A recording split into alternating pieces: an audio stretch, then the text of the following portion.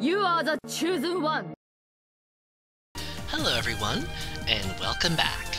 Today we're going to be going over to Genos Island and finishing this game up. Though it may not all be posted in one day. And there we have our first of the new enemies. They can do damage again, unlike the enemies we've ever seen before. They are obviously descended from the Kyrion from the Mines. Let's get a bio on them. Karatros, a subspecies of Chiron, which crossed over to Genos Island long ago. Galbalon's direct influence made it small, but it is not an opponent to be taken lightly. You notice the background for them looks a little bit weird? That's because that's the background for our final adventure area type place. Yep. Just getting to the docks is going to be a little bit harder than imagine some people anticipated. Because we're going to be fighting plenty of those suckers anyway, I just want to get to Genos Island.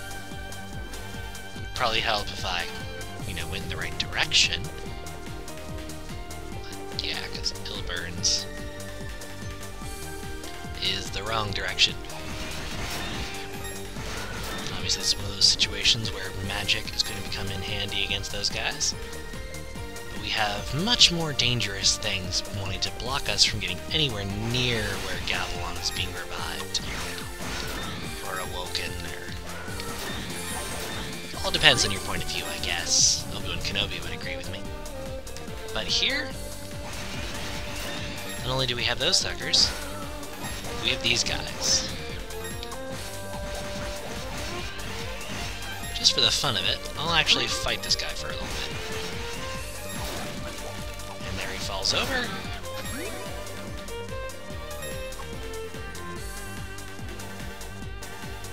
You're supposed to get back up. There we go. Yeah. We can't kill them yet. We need something we can't possibly have gotten at this point in the game. Yo! You're late!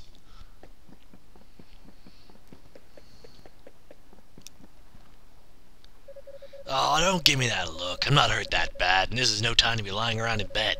Elena's been taken away, right? Heard about it backing down. I'll fill Togi in on the details. Got it. And I guess you were planning on going to the island all by your lonesome. Man, you need to learn to speak up sometimes. Who do you think you're dealing with here? Saying that to a silent protagonist. Classy. First off, the waters are choppy out there today. Unless you're used to them like I am, you'll never make it to the island. And you're Adel, so... So, I'm going to Genos Island with you. Oh, by the way, you want to make sure you've got everything you need before we set off. I get the feeling that what we'll be facing there will be too tough for the usual weapons and armor. He's got a good point. However, we'll be able to go back to Redmond. We have the wing. So, ready to go to Genos Island? Yep. Alright, let's go save Elena! Let's do just that. Watch this lovely little boat ride over to that very ominous looking peak. As previously mentioned, we'll be going deep into a cave underground, which is rather different compared to the original squaring off with Galbalon, which involved going up, at least near the end of it. But this is a much better dungeon than the final dungeon of East 3. Wanderers from East. You'll be seeing me go through that game in time. But here we are on Genos Island, or Genos Island. I like Genos, but Genos is what they said in the PSP version. Yeah. So this is Genos Island, where Chester and Elena used to live. It's awfully quiet here. It's eerie. I don't like it. Well, let's get going. Yeah. Poor guy. Ah, oh, damn it. I'm sorry, Otto. Guess I'm letting you down. Don't worry about me, just go. Save Elena. Dogi fell unconscious. Dogi is unconscious. Which really, good for us. So let's take a moment to save. Last save point we've got. Start chewing up the earlier ones. But, what awaits us? Something ominous, no doubt. Which I'm sure you've already guessed. And here we have the first boss battle of Genos Island. I knew you would come. Sister Nell. In the castle, you were shown that you stand no chance. And yet here you are, determined to save Elena. But I must not let you pass.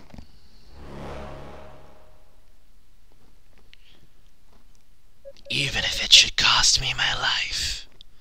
Because Sister Nell has been Delarn all along. Delarn, the tragic loyalist. This battle is definitely more difficult than the original Delarn battle, but nowhere near as difficult as the boss battle we've just fought, though it can still sometimes take you a couple times. Delarn has an impressive amount of health, but is also impressively weak to the Genos fire magic, which is my explanation for why she really didn't want you to get it. Beyond that, you know, she's working with your enemy. I recommend getting in close as possible, firing off a charge shot, and then following it with as quick of a volley as you possibly can. Find a good spot where you can learn visually how you need to jump to dodge all of her attacks, and use that to your advantage. If you hide in a corner when Delarn's flunkies appear, her little phantoms, then it can be easier to dodge their attacks, as they will all aim at you directly. So if you're somewhere that's easy to dodge their attacks from, and not in, say, the middle of the screen, you have a much better chance of not taking any hits. Plus, I find this region easier to dodge the swords anyway. It's just a visual thing because of my own practice against Delarn, and not anything you need to really take as, use there for any tactical advantage. It doesn't provide any better advantage than any of the other corners. When I first fought Delarn, I was actually doing it on a netbook, and I kept accidentally bumping into the trackpad, which made this fight a lot harder. Because it was sort of like having a confusion status ailment. And here, when Delarn gets down into very low health, starts sending out those laser sentries. They turn red, and then they fire out lasers. She also starts sending out more swords faster. Definitely aware that I'm about to kill her. But that is the last fight of Delarn. Whew. Look at her. She really doesn't look too good. Otto, you've grown very strong. Once he saved my life, saved my soul. His words, the sight of him was all I ever had to live for. But when he went to the Ilburn's ruins one day, he came back changed, but I still had faith in him, and then he and I became of one body. 12 years ago, we attacked the people of this island. But maybe this is my punishment for my sins. Thank you, Otto. Please help her save Elena. And she fades from existence. Definitely adding a somber tone to the beginning of Genos Island. I admit that fight did take me a couple takes, mostly due to lag and needing to remember the whole corners trick. So I'm going to take a little bit of a breather here, delete all of the outtakes, and then just to free up space for the rest of Genos Island, and then I will be right back with you. Delarn, the tragic loyalist. The sorcerer returns for a final battle at the gates to the Dark Shrine on Genos Island. In the end, the sorcerer's true identity was that of Sister Nell. After having performed countless atrocities in Nicholas's service, her final moments seemed to bring her a measure of peace. And here we are yet again, standing at the site of Delarn's death, and sadly Sister Nell's death as well. But now we descend into the Dark Shrine. This place is creepy. It is intense, and, well, it's going to take us a while to get all the way through it and cover all of its secrets. But we will, and, well, it'll be awesome. There we have more of our lovely little bat enemies. Need to be careful not to accidentally switch my powers mid-battle in ways that are non-advantageous. The theme here is also just absolutely epic beyond anything else, I mean, this place really does deserve to be a final dungeon. And we're nowhere near the end. Thankfully, there is a save point right by the very, very bottom. This will help us when we return. At least usually I like to get all the way down there before leaving, doing anything else. Depends on my mood, really. Also, you'll see that the Kyrion, when they drop money, drop pretty good money, so that'll help us out. Die, please, thank you. Is our first stationary of this section, or at least they would appear to be stationary. If you kill them quickly, they never get a chance to move around. If you don't, you get to learn that they're not so stationary at all. They actually have 2 attacks. The little guy can pop out of the top of it and hit you. Let's get a bio on that sucker, huh? Genos, a truly strange creature from the old days of Galbalon, possessed of nothing but a head. They rarely move, but fire powerful beams of energy from their single eye, and can spring into action without warning. Yeah, not the kind of thing you want to see in a dark alley. At all.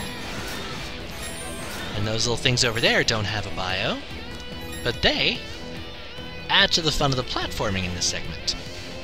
That's right, our final dungeon here has platforming. As a huge platforming fan, I absolutely adore the platforming that was added into Felghana compared to... I mean, East 3 didn't really... and I don't really recall it having platforming. It had similar-esque elements, but I don't recall it having anything vaguely similar to this. And those enemies were a redux of something from Milburn's Ruins. Let's get a look at them too. Balzarl, a more powerful cousin of the Barl from the Ruins. This version has 2 eyes, so they are much better at making accurate strikes at their prey. Even so, they're only a slight improvement. Yeah, not really the most horrible enemies we'll be facing here, but you gotta start stuff off slow, right? I mean, if we were just facing Galbalon on our first entering, would sure make everything else look pitiful, wouldn't it? And be confusing. Now we've got more of all than we might ever need. And it does take quite a fair amount of Revol to get everything up to max, and we will be doing that. But what do we have here? We have the 3rd emerald, it was obtained. Yeah, you can't jump over that, no matter how good you are. Die emerald, or die enemy. Now that we have the emerald, we now have 2 of our magics up to full. Ah. Which is definitely not bad. 2 out of 3 and all that jazz. The only thing we need to find as far as that goes is our final topaz. That spot can be tricky. If they smack into you, it doesn't kill you. It does quite a bit of damage, so still best to avoid if you can. There is a fair amount of Revol to be found from just enemies later on that drop the biggest Revol you'll get, which I think is about 100 a pop. And usually by the time that I end up getting down there, I'm really wanting more money than anything to grind for either the final accessory or the Catal elixirs, which makes them somewhat frustrating because they don't seem to drop as much money as they do Revol. But they still do drop money, so it's not as though it's impossible. I guess if you used Revol the way you're supposed to throughout the entire game, this wouldn't be such a problem. But I don't really do things the way I'm supposed to. We want to be careful to kill everything we can in this area first, because when we go down, we want to go down on our terms. Particularly, I recommend going down with a full wind charge. Ah. And there we have another enemy. And we've got the Ravel armor, so we won't die as easily. Let's kill that guy. And that is another one of those enemies that'll just keep getting back up. And the Raval armor. The strongest armor, it will protect against the worst of attacks. Not bad, huh? I'd say. Still will want to be careful, but having that will make this portion of the game decidedly easier. Also down there are a bunch of guys that we can't exactly kill. They just keep rising back up. As I said, I'd normally like to come down there of my own terms, but you do gotta go down there eventually, so it's not horrific or anything.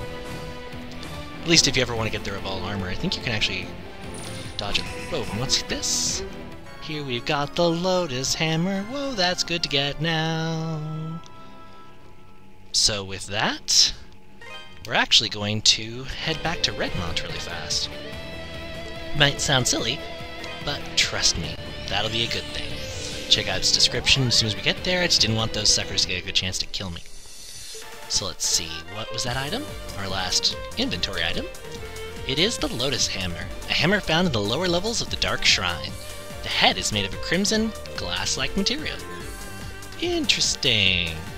Wonder if that might be what Adonis needed. Spoilers, it is. Hey, can I see that hammer for a sec? Otto handed the Lotus Hammer to Adonis. Oh man, I can feel it. This baby's just packed with power. Where the hell did you find it? Genos Island? Huh, well, what do you know? With that hammer I can get the purest quality Revolve I've ever seen. Might be able to make a really fine shield for you too. Just need a lot of Revolve ore to be able to do it. Probably take about 1,000 Revolve. What? Don't tell me you already have that much. Well damn, color me impressed. How'd you manage to get so much?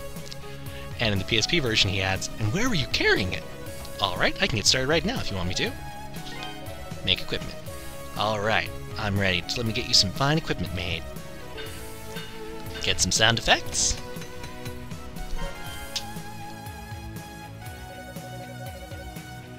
I know you've been waiting a while.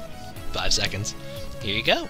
And we've got the Revolve shield. It looks really cool. Well, what do you think? Not one to toot my own horn, but I think I did a damn good job.